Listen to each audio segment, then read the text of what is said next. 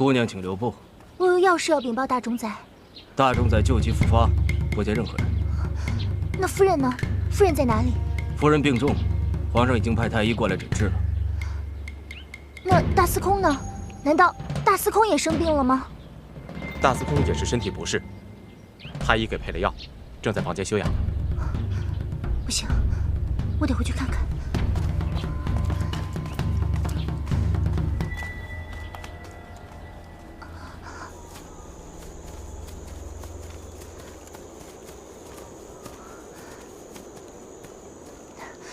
你赶紧去看一下厨房，看是不是有人在食物里下了毒，就说是夫人让查的。这……哎，还不快去！是。这病情来得实在是太诡异了，殿下需要时间去行动。哎呀，我怎么疼得这么厉害？不行，我得找点药才行。他在干什么？看他面色红润，根本不像患病的样子，又偷偷地将药倒掉。莫非他装病只是为了掩人耳目？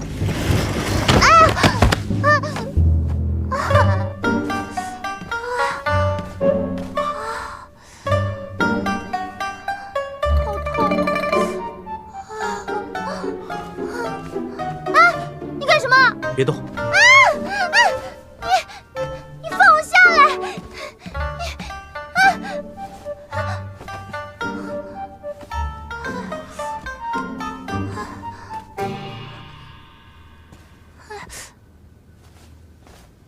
吃了。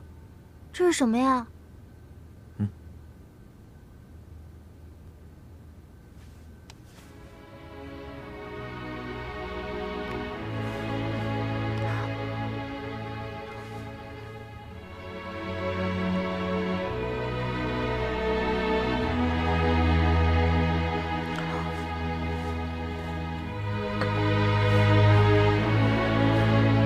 你是怎么回来的？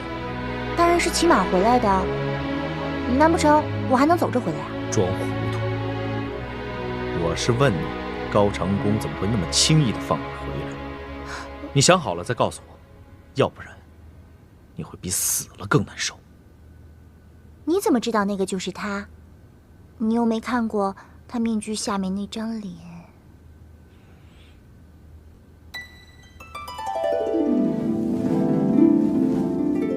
啊！你干嘛呀？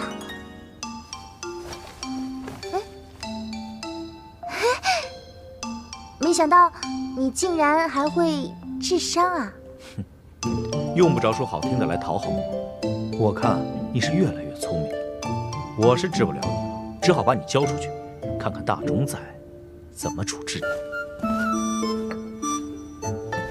恐怕大冢宰现在也没那个心思吧？这府里上上下下的人全都病倒了，可为何单单你没事？怎么？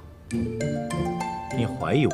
是怀疑过，不过现在不了。哦？为什么？刚才我看见你把药倒掉，想来你是在装病，所以才会怀疑。不过我后来一想，你这个人这么狠毒，如果想要杀人的话，大概也不会用这么不爽快的方法。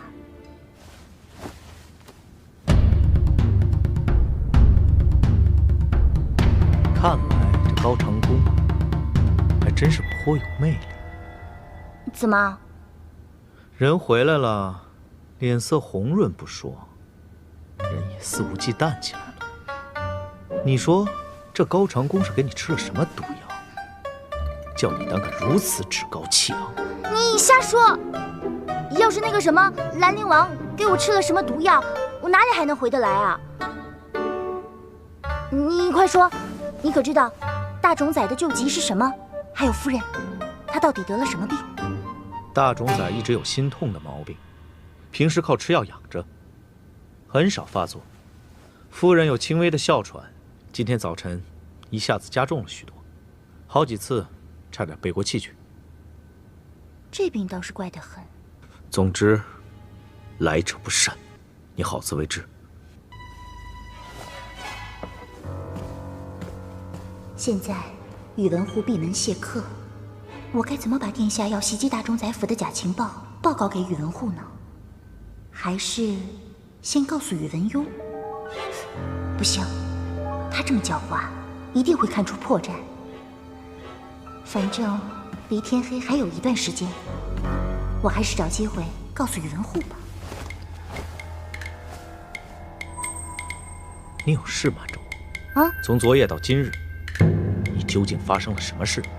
那你先告诉我，镇魂珠到底是怎么回事？不然我就向大冢宰告发，是你下毒，所以这府里上上下下才会有那么多人旧疾复发。反咬一口，厉害呀！不过这毒可不是我下的，我也不知道自己为什么没有中毒。如果你要是想诚心陷害我的话，现在就可以去找大冢宰告状。至于镇魂珠，你不就是因为镇魂珠才嫁给我的吗？什么？你难道没有听过这句话吗？镇魂一出天下静，离殇基业百世恒。得到镇魂珠，就可以拥有一统天下的机会。这么重要的东西，谁不想得到？几个月前，坊间突然传说镇魂珠重现人世，就在大司空府。嫁给我，进入大司空府，不正是拿到镇魂珠最好的方法吗？天下，这天下跟我有什么关系？再说了，我为何会为了那不着边的天下，嫁给你这种人？说的跟真的一样。那你还记得你从前是怎么想的吗？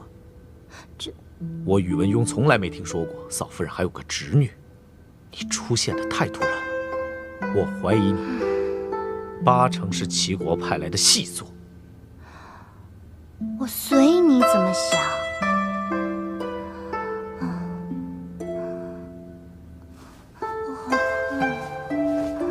毒性发作了。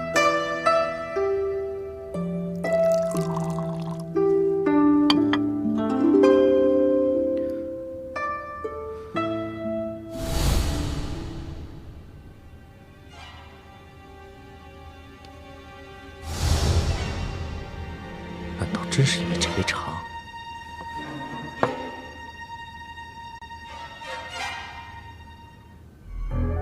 袁清所也回来了。现在大冢宰府又是这般景象，这一切究竟有什么联系？这接下来一定会有大事发生。孩子，一个一个来。站住！干什么的？检查。长安城每天这么多人，不是，查什么时候是个头啊？下一个。大冢宰叫你查你就查吧。过来。啊！哎，干什么呢？将军，我们是给大冢宰府送柴的。你说送柴就送柴啊？过去吧。将军，你过来，行个方便吧。检查。闪开！快走！这是什么？这边，你过去吧。过来。去吧。行了，走吧。谢谢。走吧。你过来。你是干什么的？啊，我们是外地来的工匠，来给大冢宰府修别宅的。大冢宰修别宅，我怎么不知道啊？这是大冢宰府的腰牌，请您过目。没带工具？啊，大冢宰府的大人们说了，他们有更好的工具，所以就不用小人们带工具了。走吧。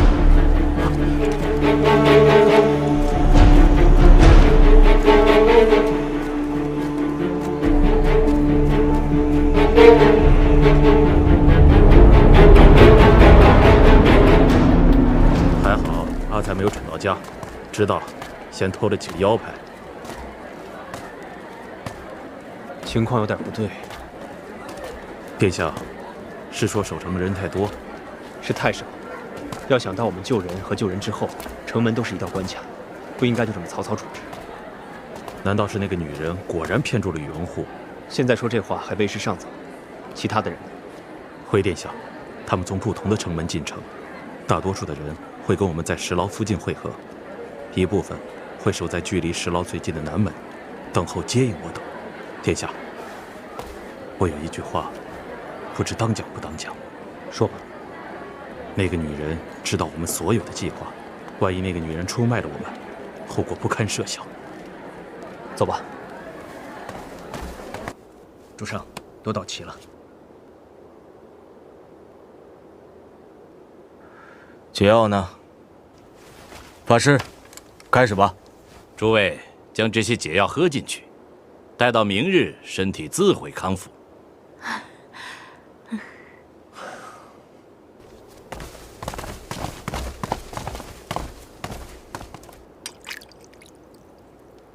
请。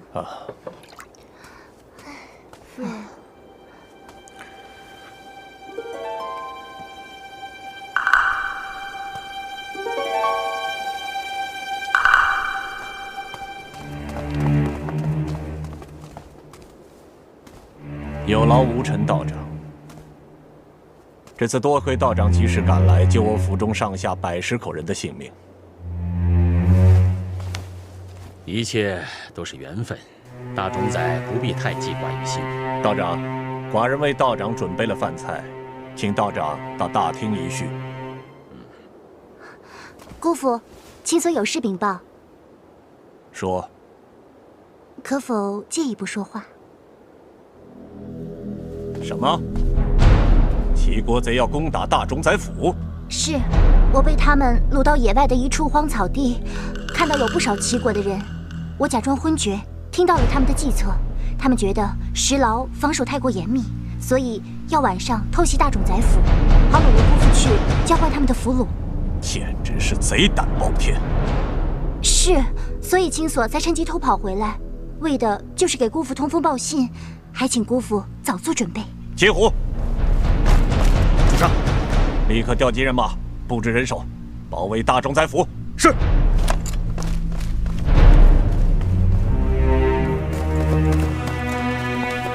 殿下，人都到齐了。殿下，面具我带来了。大冢宰有令，撤掉1万人手，火速回大冢宰府。是。看来那女人，啊不，袁姑娘没有骗我们，云护上当了。阿才，城门那边准备好了吗？回禀殿下，赵将军那边已经埋伏，只要殿下这边一行动，那边马上行动，配合我们。那好，到时候我把他们往北城门那边引，准备行动。殿下，我来。不，我不会让任何一个兄弟假扮我去引开敌兵。殿下，这事很危险，还是我来吧。何谓身先士卒？我怎么可能让你们去身陷险境，而我却逍遥自在？你们的任务是去救石牢里的弟兄们。你们几个跟我来，快！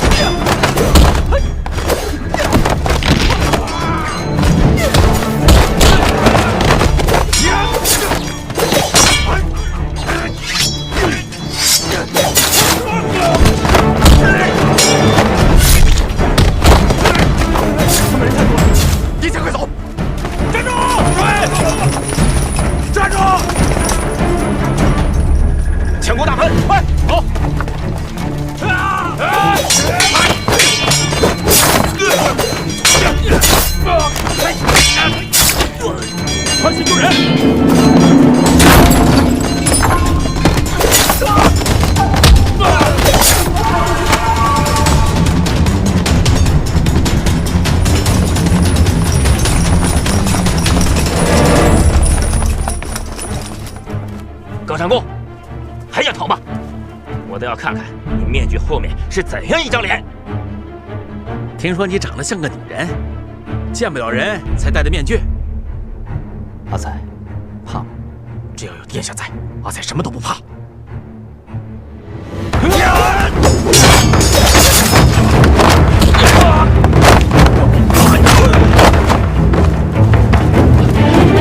带他们走，殿下，快走！枉费了殿下的一番苦心。走，快走！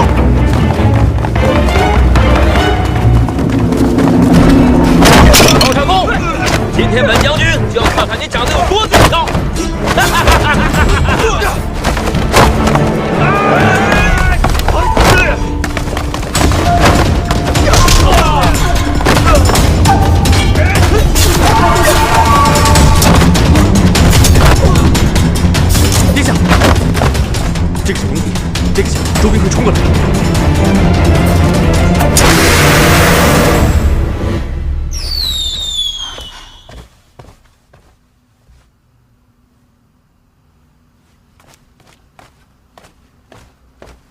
禀告主上，发现高长恭的踪迹。鸣笛的声音是北大街方向。主上英明。高长恭企图救走石牢的俘虏，被我等人发现，追至北大街。小人怀疑他这是调虎离山之计，所以请主上速速派兵救援石牢。区区几个俘虏算什么？寡人要的是高长恭。姑父，是我亲耳听见他们要袭击大冢宰府，恐怕是声东击西之计，还望姑父多留人手，保护大冢宰府。怎么，还怕寡人保不住你？兄长久经沙场，怎么会看不出贼人的诡计呢？青索，不要无知，还不赶紧退下！主上，卑职怀疑高长恭真像青索姑娘所说那样，是声东击西。不过不是袭击大冢宰府，而是让别人戴着他的面具迷惑我们，然后趁机救走俘虏，悄悄离开长安城。高长恭爱民如子，视将士如手足，他绝对不会让其他的手下替他去冒这个险。马上派人抓住这个戴面具的，不管是真是假。是。姑父，青索，兄长自有分寸。我是怕姑父上了兰陵王的当。难道那兰陵王，他跟你说过他有什么打算吗？兄长莫怪，青索也是为了兄长担心。寡人早知他会来救人，所以已经安排好了，他今天绝对逃不了。金虎，你过来。是。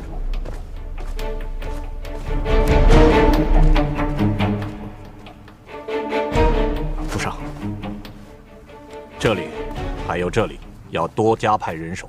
是，绝不能让高长恭溜走。糟了，这个云护果然算准了殿下不可让别人带他冒险。不行，我得去救殿下。主上，在这里和这里，我都已经加派了人手。很好。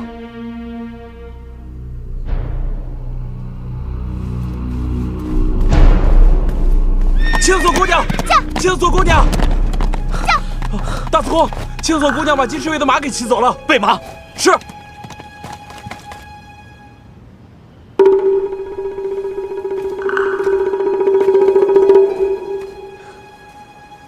他们都去北大街了，南门守卫薄弱，万一有人来攻击城门怎么办？别乌鸦嘴。军队来了，快关城门！上！报告！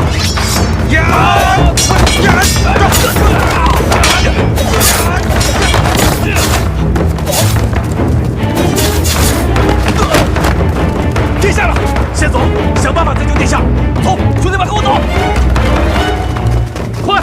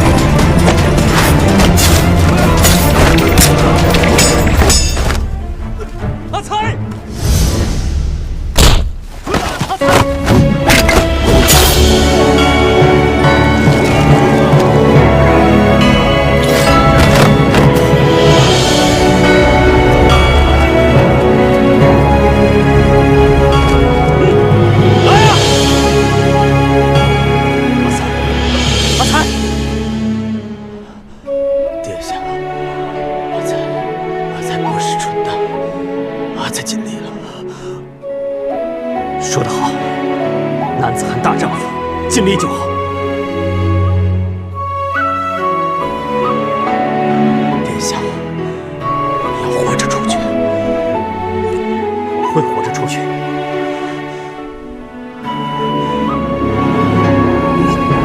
阿才。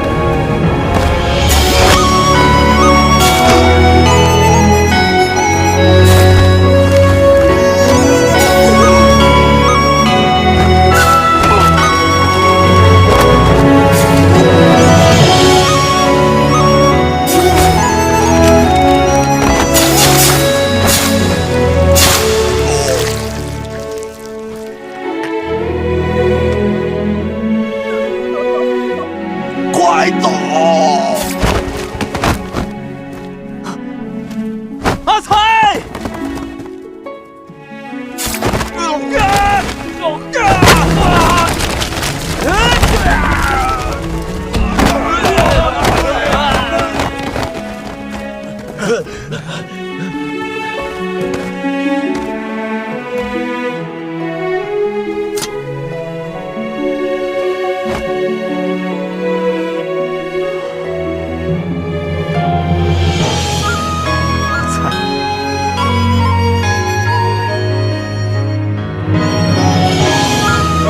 好力气！看来眼前果然是高长恭不虚，没有白费我们主上心思。哼，来吧，把城门关上，别让那小美人逃了。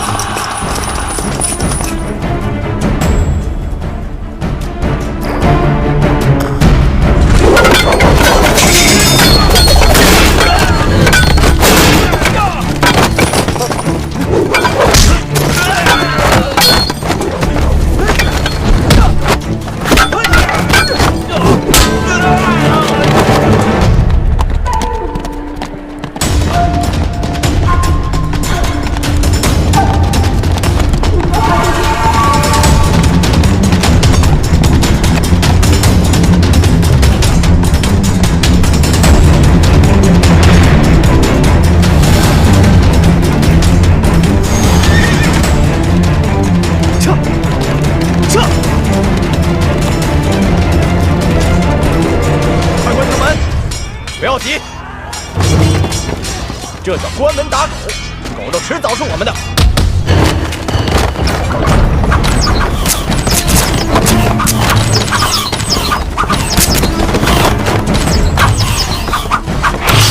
别让他们靠近高长恭，以免鱼目混珠。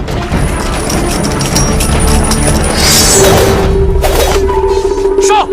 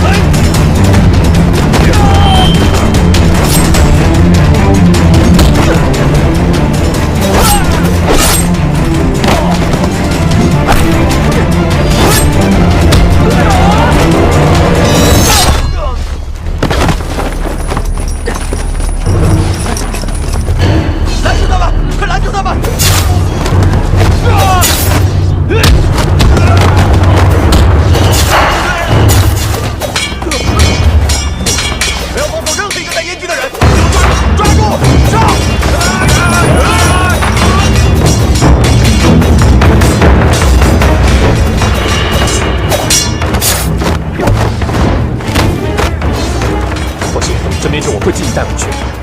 走。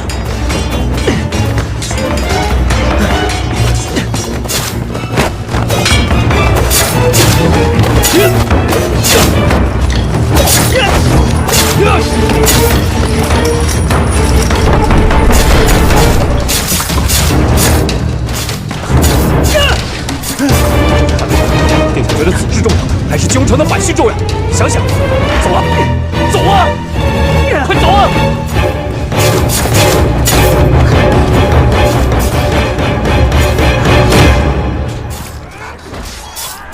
殿下，不要轻举妄动！放开！我看清楚，那不是兰陵王。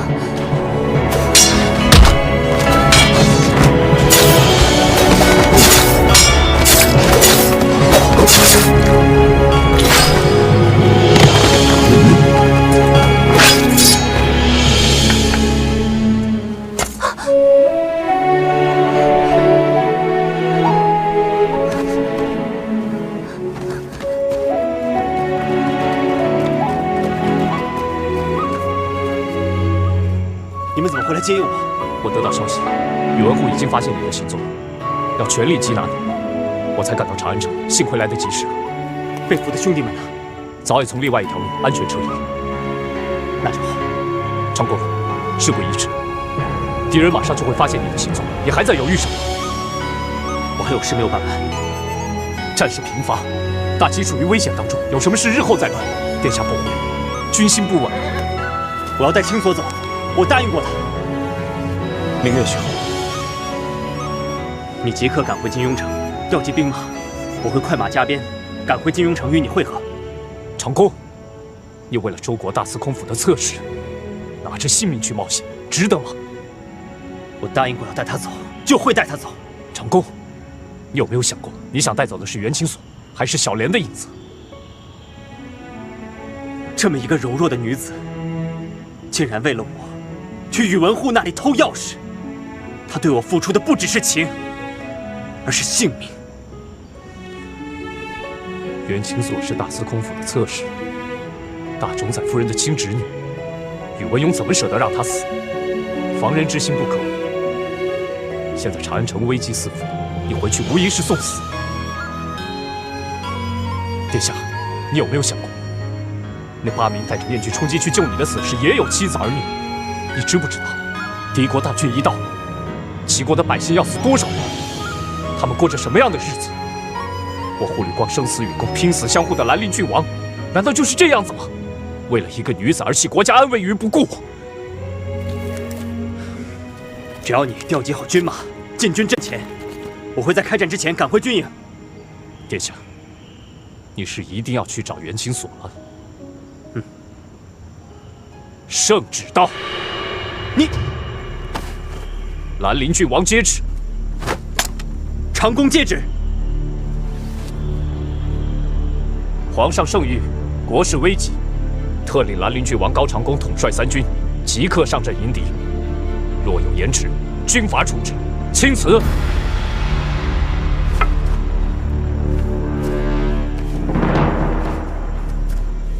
殿下，延迟入营是违反军法的事，更何况有皇上的圣旨。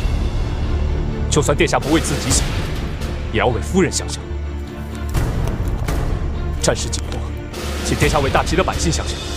我知道殿下担心的是袁清锁的安危，夫人答应过我，只要我把殿下带回军中，夫人一定会保全清锁姑娘的性命。殿下，夫人说过，她保住清锁姑娘，就是为了让你安心对敌。请殿下以国家安危为重。明月兄，请起。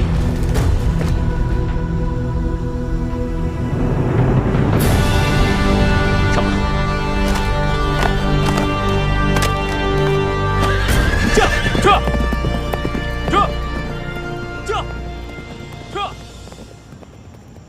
什么？千军万马，居然让一个高长恭给跑了！主上息怒，是属下指挥不力，请主上责罚。那些戴面具的人怎么样了？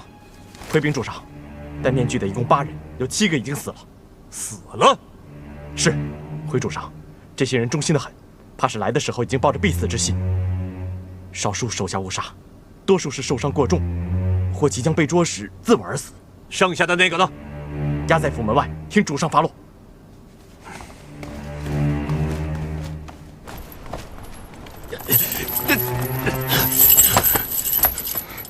主上，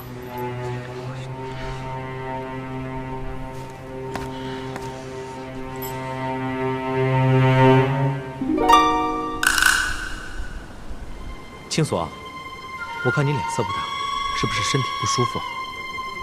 我带你先回房休息吧。走。慢着，不准走。兄长，我还撑得住。快说，高长恭在哪里？周国的大冢宰，何必来问我？你用千军万马守住了都城，你不知道我们兰陵王在哪儿？你想找咱们兰陵王，死了这条心吧！兰陵王马上会带领兵马攻打你们周国，占领你们都城，杀了宇文护你这个奸贼！放！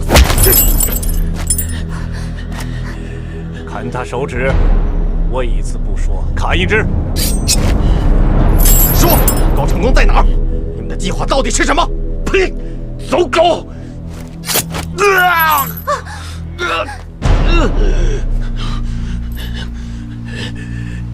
继续说，高长恭到底在哪儿？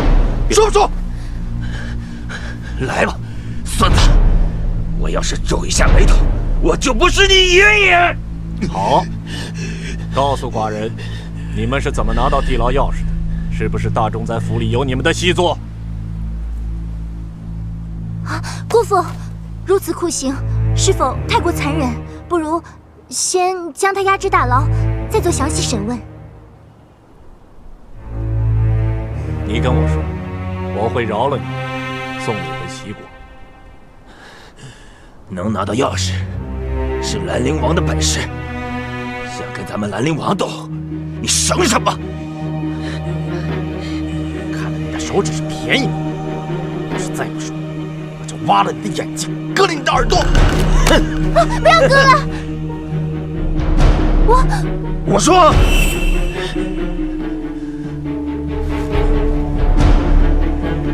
我全都说。但是你这个走狗，没资格听。大冢仔，我若说了，是否放我一条生路？我若说了，便不能再回齐国。放心，我准你在大周做官，官职任你挑选。我说，不过我只告诉你一个人。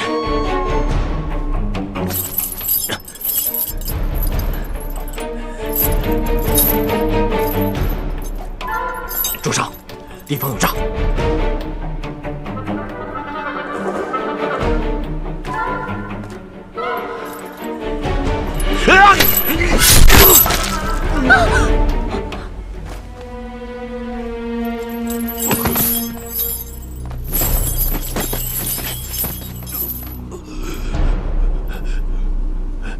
兰陵王会替我报仇的。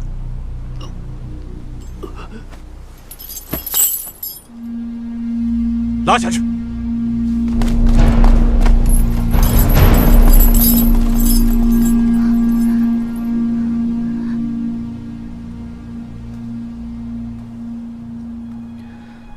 可惜死了，高长恭狡猾，这下要想追查高长恭的下落，恐怕就更难了。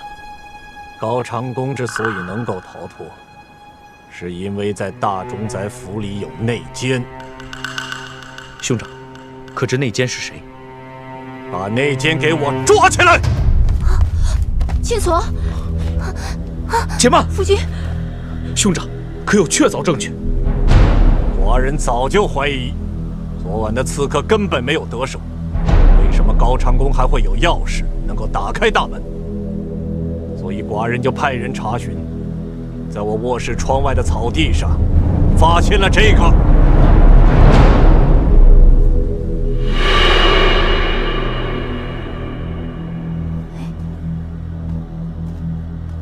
哟，这不是青锁妹妹衣服上的丝线吗？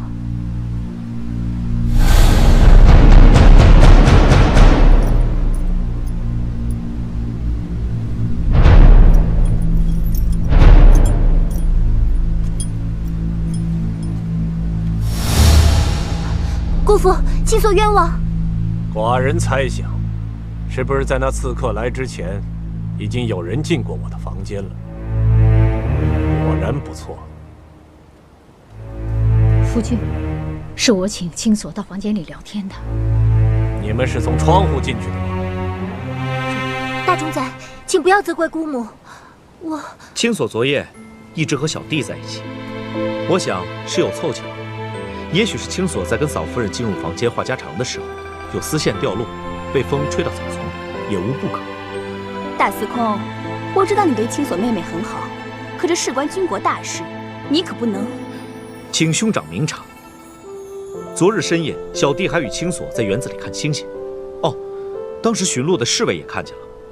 小弟微醉，是青锁将小弟送回了客房。后来听到有响声，青锁担心兄长和嫂夫人的安全，才冲了出去，被刺客挟持。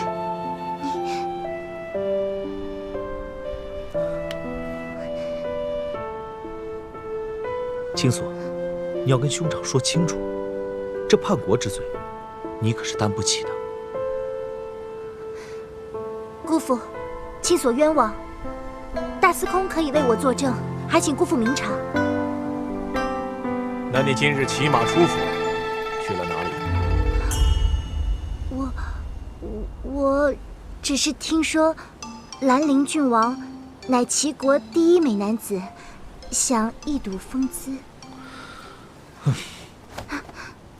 青锁，都已经嫁人了，怎么还如此放肆？不知道收敛点。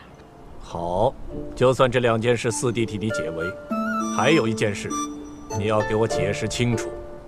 姑父尽管问，青锁知无不言，言无不尽。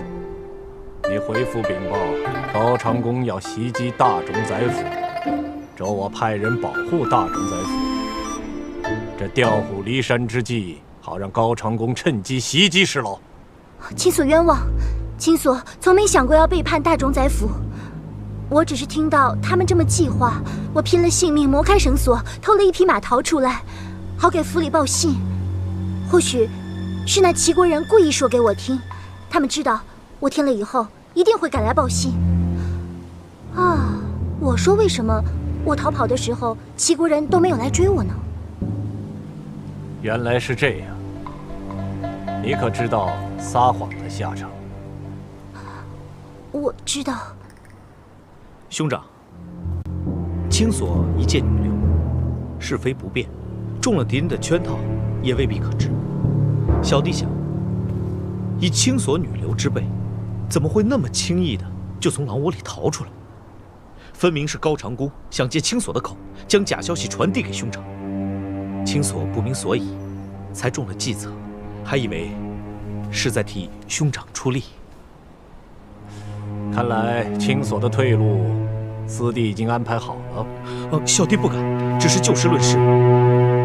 如果兄长还有疑虑，尽可把青锁关押审问，小弟毫无怨言。是啊，大冢宰，这里面疑点重重，是该向青锁妹妹问个清楚。我冤枉，还请姑父明察。来人！夫君，不要押下去！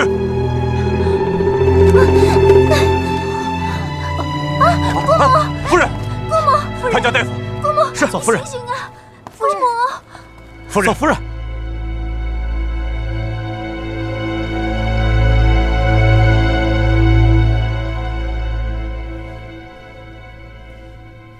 回禀大冢宰，夫人脉象环而实指，只有定数，是为惊吓所致。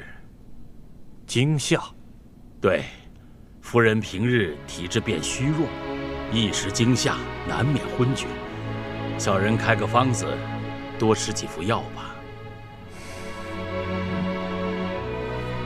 小人告退。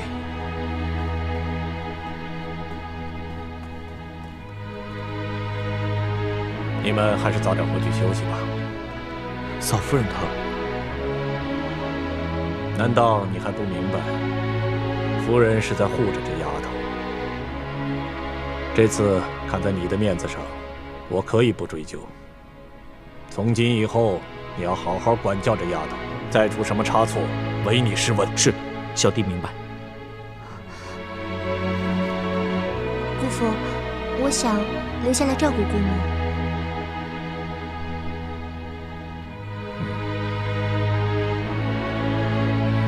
去吧，小弟告辞。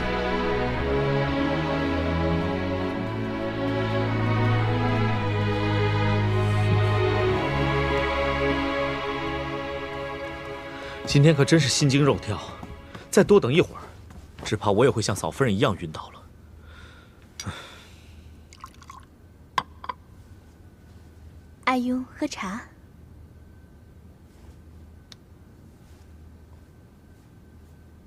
这个青锁妹妹到底是怎么了？她跟齐国真的没有关系吗？怎么会有那么多巧合啊？谁知道，整天就知道给我惹麻烦。你怎么跟变了个人似的？